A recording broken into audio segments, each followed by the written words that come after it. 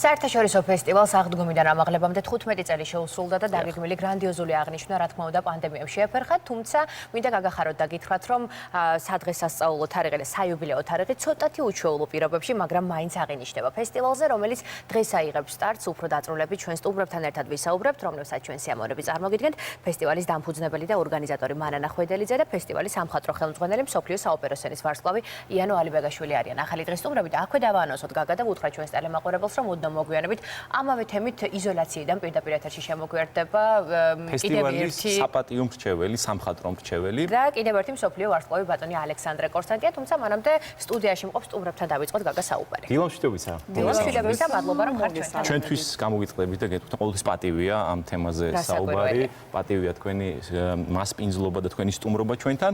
ქალბატონო მანანა, პირველ რიგში მინდა გითხოთ, როგორც თქვი, ძალიან მნიშვნელოვანი ფესტივალია, ზოგადად ვფიქრობ ფესტივალების ციკლში, რაც საქართველოში ტარდება კულტურული მიმართულებით, ერთ-ერთი გამორჩეულია საერთაშორისო სტატუსის მქონე და ეს საერთაშორისო სტატუსი, როგორც ვიცი, თქვენ გეგმებში არ გულისხმობს მხოლოდ იმას, რომ საერთაშორისო დონის მომღერლები მიიღებენ მონაწილეობას, არამედ თქვენი გეგმაც არის და ოცნებად სამომავლოდ ეს ფესტივალი გახდეს არა მხოლოდ საქართველოში, არამედ რეგიონალური მასშტაბით გავიდეს ფარგლებს გარეთ და ასე შემდეგ. დარწმუნებული ვარ, ეს მიზანი და ოცნება თქვენ აგისრულდებათ.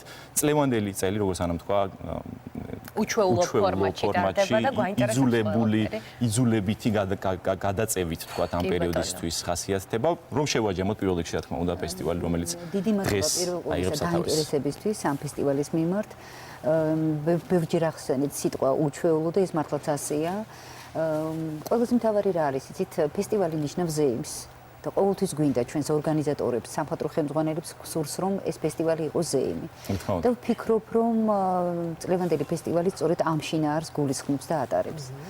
მართლაც უშუალო დროს იმართება, თქვენ იცით, რომ ფესტივალს ქვია აღდგომიდან ამაღლებამდე და აპრილ-მაისში იყო დაგეგმილი, მაგრამ მოვლენების გამო გადმოიწია აქეთ. მე ძალიან დიდი მადლობა მინდა უთხრა განათლების, მეცნიერების, კულტურისა და სპორტის სამინისტროს, ქალაქის მერიას, რომლებიც დაგვთანხმდნენ, რომ ის შრომა, რომელიც გაწეული იყო ფესტივალის მიმართ, არ დაგვეკარგა და გადმოგვეწია და აღვენიშნა პატარა, ძალიან პატარა საიუბილეო თარიღი, როგორც არის ფესტივალის დაარსებიდან 15 წელი. ძალიან მნიშვნელოვანია, რომ მაინც აღინიშნება.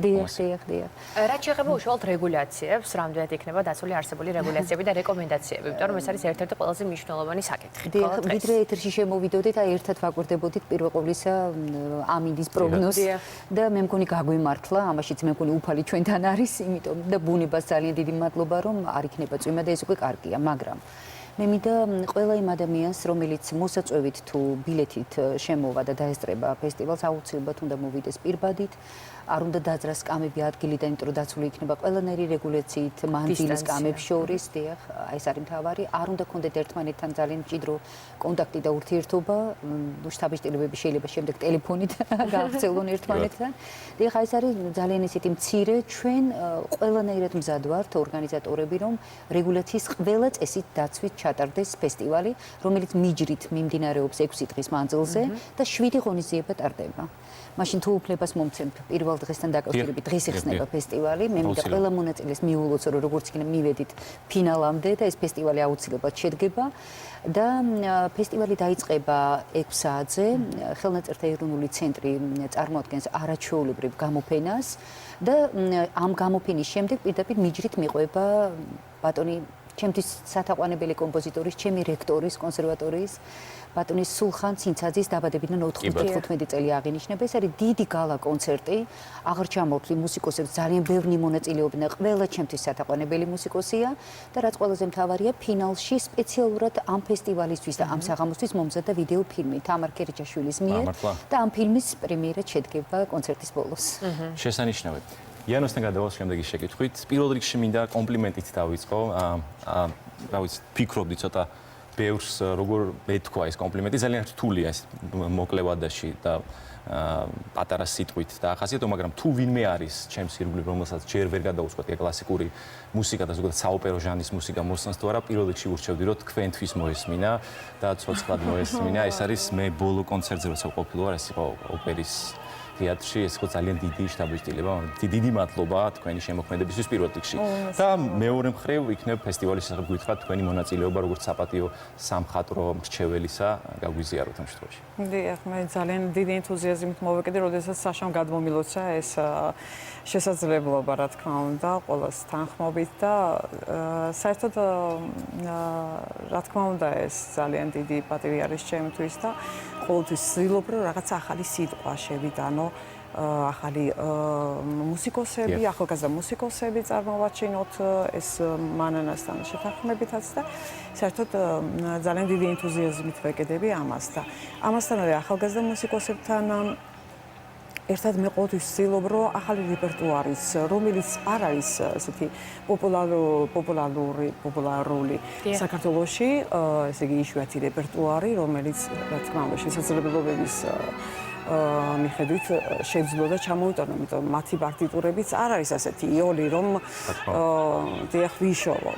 ამ წელს სწორედ ამასთან დაკავშირებით ჩამომაქ ისეთი ნაწარმოები, რომელიც არასოდეს არ შესრულებულა საქართველოში და არის იშვიათი არა მხოლოდ საქართველოსთვის, არამედ საერთოდ მსოფლიო ესეთი კლასიკურ სცენებისთვის, როგორც არის როსინის კანტატა, დიდონეს სიკვდილი ქვია ამას, ეს არის მითოლოგიურ შინაარსზე აგებული, დიდონეს და ენიას სიყვარულის შინაარსზე და აქ მონაწილეობს ეს ძალიან უჩვეულო არის. მე წელს მინდა და ორკესტრთან ერთად წარმომედგინა ეს, მაგრამ სამწუხაროდ ეს არ მოხდა, მაგრამ მომავალ წელს იმედია, რომ განმახორციელებს. ნამდვილად ძალიან საინტერესო და ურთულესი ნაწარმოები არის. ამ წელს კი დავყაბულდით, ასე ვთქვათ, დავკმაყოფილდით არაჩვეულებრივი ახალგაზრდა პიანისტის თანხლებით იქნება ეს სალომე მოდებაძე და გუნდი, როგორც ასეთი მოვიწვიე და ძალიან დიდი სურვილი მქონდა რომ მიიღოთ მონაწილეობა სამების საკათედრო გუნდი სიმონ ჯანგულაშვილის დირექტორობით და გუშინ მქონდა სწორედ რეპეტიცია და ეს იყო აი რაღაცა საოცარი სიურპრიზი რომ აი ესეთმა რო თქვა ბრჭყალებში არაპროფესიონალებმა იმიტომ რომ ასეთ რეპერტუარს არ არიან დაჩვოლები ხო ეს გონდა ეს იყო რაღაც უმაღლეს დონეზე წარმოადგენეს ეს ნაწარმოები. მოკლედ ალბათ მოგიგებდეს არაჩვეულებრივი. კი ბატონო, ჩვენ საუბრის დასაწყისში ვახსენეთ, რომ იზოლაციის ბოლო დღე აქვს ალექსანდრე კორსანტიანს, რომელიც ახლა შემოგვიერთდება პირდაპირ ეთერში. დილომშვიდობისა ბატონო ალექსანდრე. მადლობა უპირველესად იმისათვის, რომ გვითმობთ დროს და მონაწილეობთ ჩვენს გადაცემაში და თქვენ როგორც საპატიო სამხატვრო მრჩეველს გილოცავთ ფესტივალის იუბილეს და პირველ რიგში რასაკვირველია გვაინტერესებს, როგორ გრძნობთ თავს იზოლაციაში? გამარჯობათ.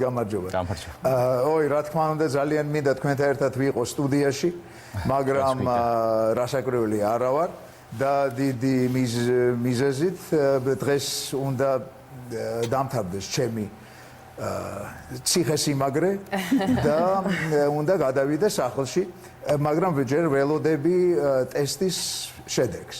და ამიტომ მიკეთიე პირბადე, იმიტომ რომ აქ ორი მშვენიერი ახალგაზრდა ოპერატორი იმყოფება ჩემთან ერთად ოთახში და აუცილებელია ჩემთვის რომ ეს ვატარო.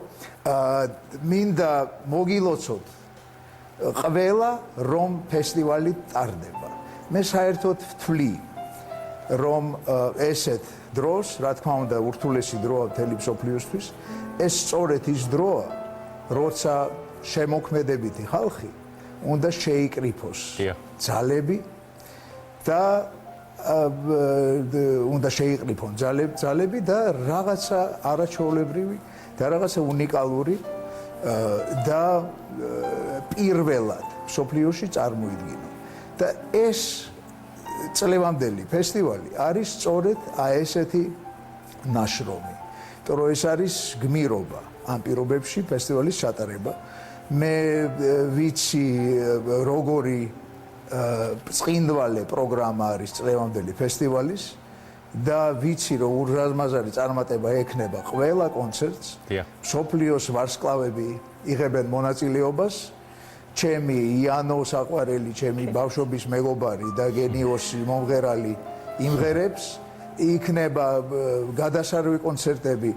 სულხან ცინცაძე არის ჩემი აზრით ერთ-ერთი ჩვენი დროის უდიდესი კომპოზიტორი მსოფლიო მასშტაბის და მე ისევ მაქვს იმედი რომ დღეს საღამოს მე შემეძლება დასწრება ამ კონცერტს, მაგრამ კონცერტს რო დავესწრო, მაგრამ აი ეს მხოლოდ ჩემი ტესტის შედეგზე იქნება დამოკიდებული.